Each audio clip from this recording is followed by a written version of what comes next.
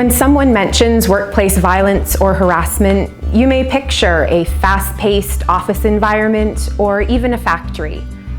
Farms are not immune from these hazards. Workplace violence and harassment don't have to be physical. Bullying, belittling, or threats can be just as devastating to our mental health as physical violence. There are a number of things that can be done to address these issues.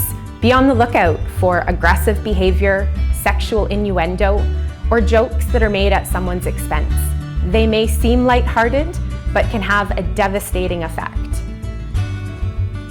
If you see a supervisor taking their stress out on a worker, take them aside, talk to them. They may not realize that by raising their voice, being dismissive, or even sarcastic is going to have a negative effect upon that worker.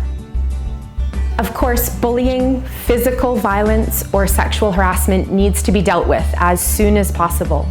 If you believe that these incidents are present in the workplace, take the injured party aside in total confidence.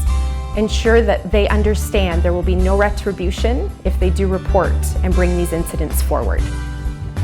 Being proactive could make a big difference in someone's life, not to mention support a workplace culture where people enjoy coming to work, which will improve productivity and operational success.